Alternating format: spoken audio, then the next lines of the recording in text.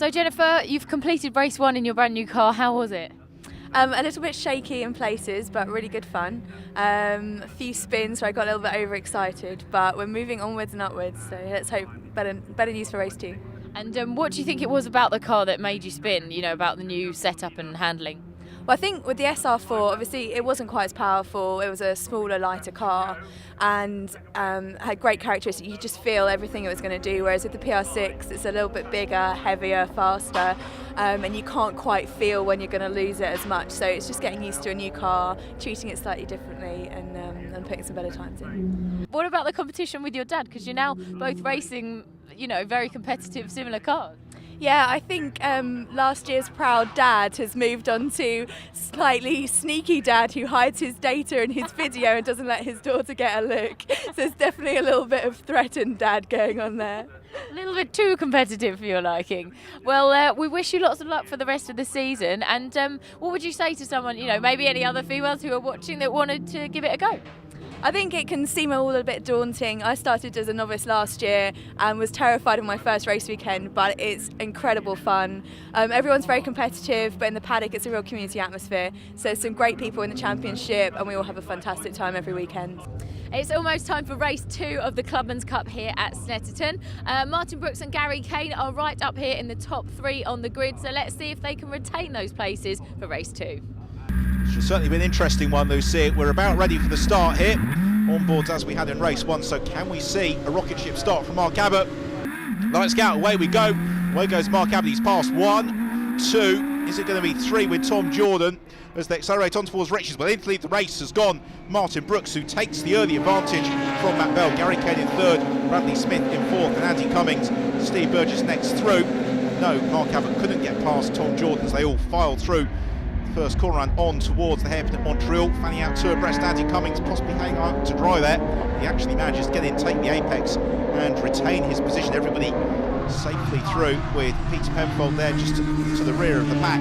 Great battle 3rd already with Gary Kane coming to pressure Bradley Smith and Andy Cummings. The rest of the pack streaking through on towards Agostini. A lock break there from Bradley Smith. He defends from Andy Cummings. That brings Steve Burgess, Tom Jordan, Mark Abbott and Richard Stables all into the mix in car with Bradley Smith.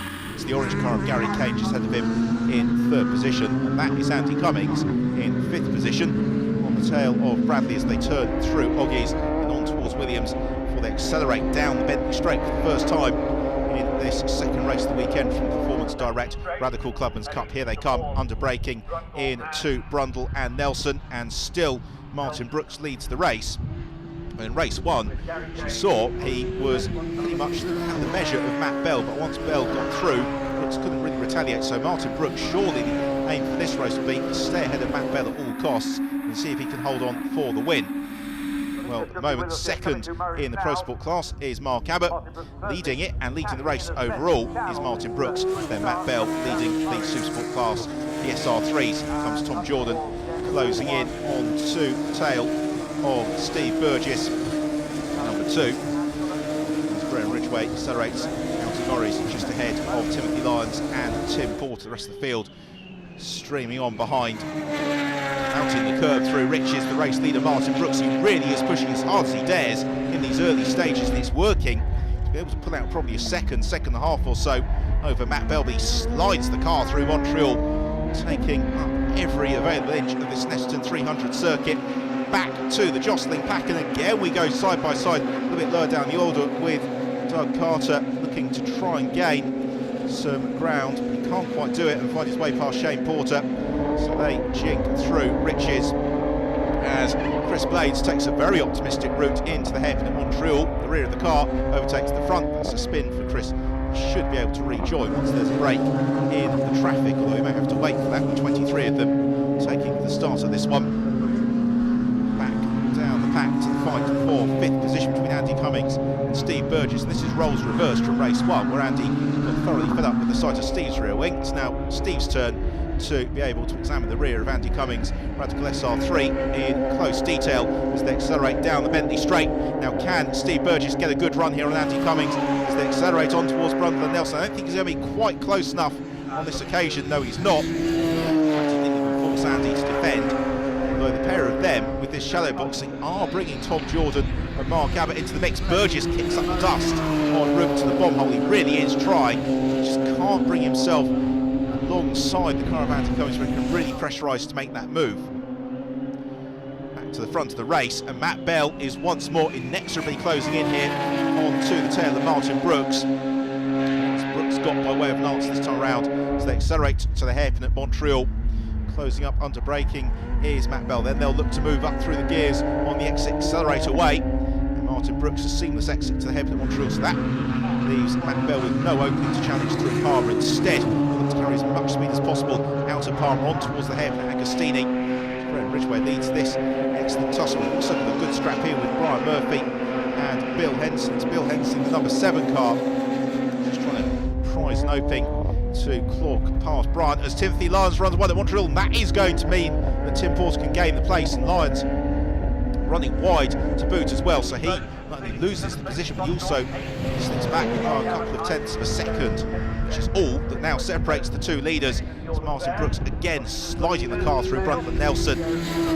Pro Sport absolute limits of adhesion. Looking a little bit more tidy though is Matt Bell. You have to say that Bell's possibly got a bit more in reserve. Second place in the Pro Sport class is Mark Abbott, as he settles into the slipstream behind Tom Jordan. He can't do anything about moving up past Tom as they turn through Bruntland Nelson. Again, Mark Abbott just using a little bit more of the road on the exit, trying to close that gap down through the bomb hole towards Coram Curve. Leaders once more into Riches, and still Bell able only to find his way through, but actually really straight overtaking opportunity to challenge Martin Brooks, possibly on the exit here at Montreal, if they can get a good exit. But no, Brooks slows Martin Brooks. The race leader's got a problem. He slows. Matt Bell claims the advantage. He moves into first position. And will Martin Brooks make it as far as the pits? Matt Bell, unfortunately, taking the lead somewhat by default because Martin Brooks pulls off and out of the race. That promotes Mark Abbott there in the number 5 car into the lead of the Pro Sport class. He's still chasing down the Super Sport class runner Tom Jordan. It means that Gary Kane comes up into second and Bradley Smith third in the race overall. And here is Mark Abbott. He's in 6th in the race overall, as I said, leading his class from that man, number 95, Richard Stables, who is coming under pressure from Tim Porter. Tim spent most of the day bottled up behind the PR6s. In race 1 it was Mark Abbott. This time around it's Richard Stables. Much the same result, and the Tim just can't quite find his way through.